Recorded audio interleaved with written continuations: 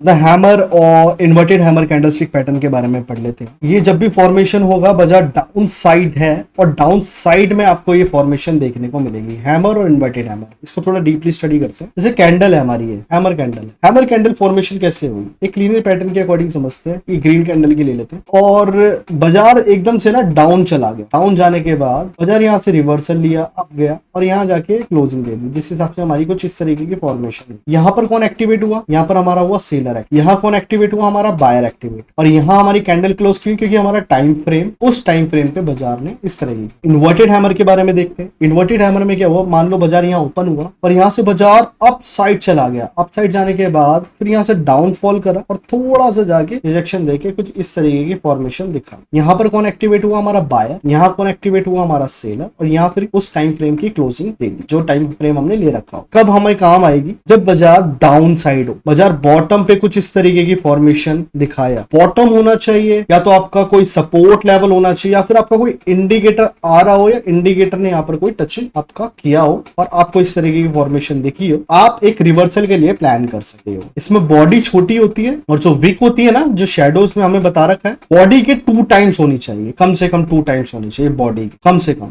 और जितनी ज्यादा होगी, जितनी बड़ी विक होगी, इतनी बड़ी कंफर्मेशन होती है कैंडल्स। चार्ट पे देखते हैं, ये बाजार डाउन साइड आ रहा था, डाउन साइड आ रहा था और डाउन साइड पे बाजार ने कुछ इन्वर्टेड हैमर जैसी फॉर्मेशन करी और यहाँ से बाजार अप साइड चला। इसमें आप देखोगे ना, इन्वर्टेड हैमर गया ना, वो पूरा प्रीवियस कैंडल के हाई तक गया, फिर वहां से रिजेक्शन। लेकिन बाजार डाउन साइड था, ऑलरेडी सेलर अपनी बड़ी बड़ी मूव दिखा के कमजोर हो चुका था और बॉटम पे आके बायर्स को अच्छी अपॉर्चुनिटी मिल रही थी एंटर करने के लिए। तो बायर्स ने अपना एंट्री प्लान करा और वो सक्सेसफुल हो गए अपने बाजार को ऊपर ले जाने में। एक रिवर्सल कैंडलस्टिक पैटर्न है। हो सकता है कि यहाँ पर कोई सपोर्ट हो सकता है कोई यहाँ पर हमारा इंडिकेटर भी आ रहा हो। और प्लस पॉइंट क्या है, एक डाउन ट्रेंड भी है, हम रिवर्सल के लिए प्लान कर रहे हैं। सेम चीज हैमर में भी होती है। बाजार डाउन साइड है और डाउन साइड पे बाजार ने कुछ इस तरीके की फॉर्मेशन दिखाई और यहाँ से बाजार अप साइड चला गया। चाहिए रेड भी हो सकती है, चाहे ग्रीन भी हो सकती है। अब हमारी एंट्री का प्लान होगी, ये जो हमारा हाई लगा है ना, इस हाई से हमारी अप साइड ये कैंडल क्लोज हुई है जो ग्रीन, ये हमारी एंट्री है। इस एंट्री पे आप एंट्री प्लान कर सकते हो और इसके लो पर आप अपना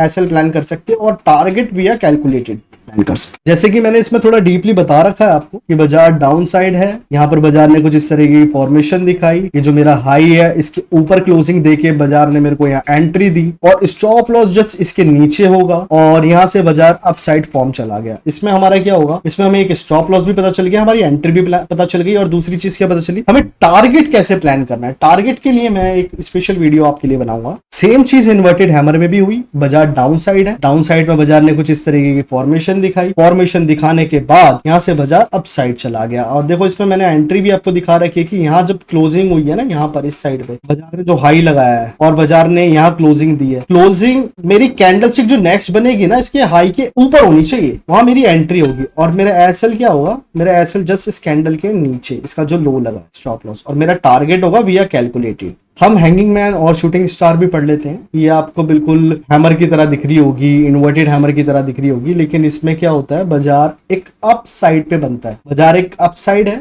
और इस तरीके की फॉर्मेशन बाजार बनाता है, तो वहां से आप रिवर्सल के लिए प्लान कर सकते हो। ये आप नहीं कह सकते ये हैमर है या फिर एक इन्वर्टेड हैमर है, इसको आप अलग ही कहोगे ये हैंगिंग मैन है और शूटिंग स्टार। ये अप साइड ही बनेगा, ये अप साइड को डाउन साइड के लिए रिवर्सल प्लान करेगा। इसमें 3 रूल फॉलो होते हैं, या आपका अप ट्रेंड होना जरूरी है रिवर्सल के लिए आप प्लान कर रहे हो, और दूसरी सपोर्ट एंड रेजिस्टेंस आपके होने चाहिए मार्क। मान लो यहाँ पर हमारा एक रेजिस्टेंस लेवल था, रेजिस्टेंस पे कुछ इस तरीके की बाजार ने कुछ फॉर्मेशन दिखाई और वहां से बाजार डाउन साइड आ। तीसरी चीज हमारा इंडिकेटर है, मान लो हमारा मूविंग एवरेज आ रहा था ऊपर से कहीं से और यहाँ आके यहाँ पर आके स्टक कर गया और यहाँ पर हमें कुछ बाजार ने इस तरीके की फॉर्मेशन दिखाई और यहाँ से बाजार फॉल कर गया। चाहे हैंगिंग मैन में ग्रीन कैंडल बने या रेड, या फिर शूटिंग स्टार में ग्रीन कैंडल बने या रेड, कोई फर्क नहीं पड़ता। इसमें देख लेते हैं हैंगिंग मैन, बाजार एक अपसाइड था, अपसाइड में बाजार ने कुछ इस तरीके की फॉर्मेशन बनाई और इसको हम हैंगिंग मैन भी कहते हैं। हैंगिंग मैन ने फॉर्मेशन बना के बाजार यहाँ से डाउन साइड आ, तो डाउन साइड हमारी एंट्री क्या होगी, इसके लो के जस्ट लो पे बाजार कैंडलस्टिक क्लोज होनी चाहिए, यहाँ हमारी एंट्री होगी। हमारा स्टॉप लॉस जस्ट इसके हाई के ऊपर होगा और हमारे जो टारगेट होंगे वी आर कैलकुलेटेड होंगे।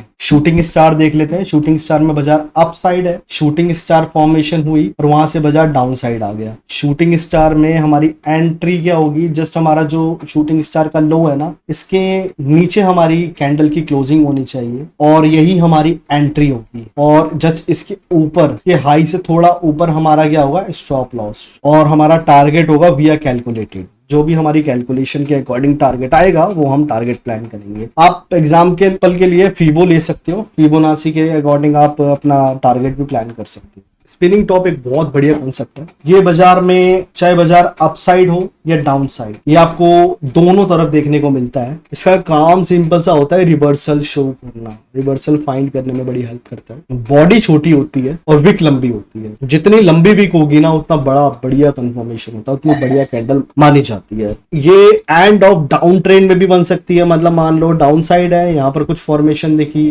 तो इसकी एक्यूरेसी एक्यूरेट हो जाती है। मान लो बाजार अप साइड है, अप साइड में कुछ इस तरीके की फॉर्मेशन देखी तो यहाँ पर आपका रिवर्सल का बहुत अच्छा कंफर्मेशन हो जाता है। सपोर्ट, यहाँ पर मान लो बाजार में कोई सपोर्ट भी है और बाजार इस तरीके की फॉर्मेशन दिखा रहा है आपको, चाहे रेड दिखाए या ग्रीन दिखाए कोई फर्क नहीं होता, और यहाँ से बाजार आप रिवर्सल के लिए प्लान कर सकते हो। या फिर आपका कोई इंडिकेटर एम मूविंग एवरेज ऐसे करके आ रहा है और यहाँ पर स्टक दे रहा है, आपको कैंडल को टच करता है और इस तरीके की फॉर्मेशन दिखाता है, तो आप प्लान कर सकते हो अपसाइड के लिए। और सीधा अगर आप ट्रेंड में बाजार है और आपको डाउन साइड रिवर्सल के लिए प्लान करना है तो सेम चीज आप मान सकते हो, एक रेजिस्टेंस लेवल ऊपर हो हमारा, या फिर कोई हमारी कैलकुलेशन बन रही हो, या फिर अप ट्रेंड में बाजार था और इस तरीके की फॉर्मेशन दिखा रहा है तो फिर आप रिवर्सल के लिए प्लान कर सकते हो। जैसे कि मैं चार्ट पे आपको दिखा रहा हूँ स्पिनिंग टॉप के, ये बाजार देख रहे हो डाउन साइड है, बड़ी बड़ी रेड कैंडल बनी जिससे बाजार फॉल कर रहा है, लेकिन एंड ऑफ द टाइम बाजार ने कुछ स्पिनिंग टॉप जैसी फॉर्मेशन दिखाई और यहाँ से बाजार अप साइड निकल गया।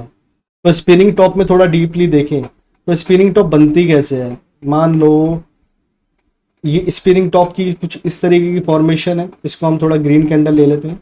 बाजार यहाँ ओपन हुआ, यहाँ से बाजार ने लो लगाया, लो लगा के फिर बाजार ने हाई लगाया, फिर बाजार ने आके क्लोजिंग दे दी, तो हमारा क्या हुआ, एक ग्रीन कैंडल फॉर्म हुई। तो इसमें पहले कौन एक्टिवेट हुआ, बायर एक्टिव, सेलर एक्टिवेट हुआ, फिर हमारा बायर एक्टिवेट हुआ जो वहाँ हाई तक ले गया, फिर हमारा सेलर एक्टिवेट हुआ।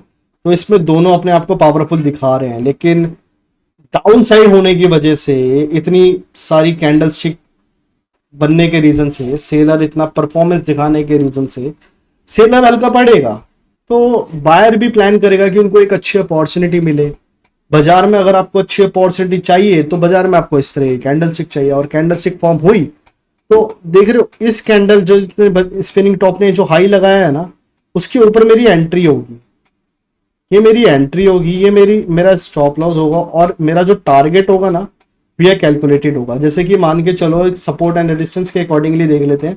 जो मेरा रेजिस्टेंस लेवल है ना ये है, बाजार ये आता है, यहाँ से रिजेक्शन लेता है, फिर बाजार यहाँ आया, यहाँ से रिजेक्शन लिया, फिर यहाँ आया, मान सकते हैं कि हमने यहाँ से टारगेट लेना है, हमें कोई रिस्क इन्वॉल्व नहीं करना, शायद क्या पता है यहाँ से बाजार फिर दोबारा रिजेक्शन ले ले और हमें यहाँ कोई स्पिनिंग टॉप जैसी फॉर्मेशन दिखती है तो हम यहाँ से डाउन साइड का भी लिए भी प्लान कर सकते हैं।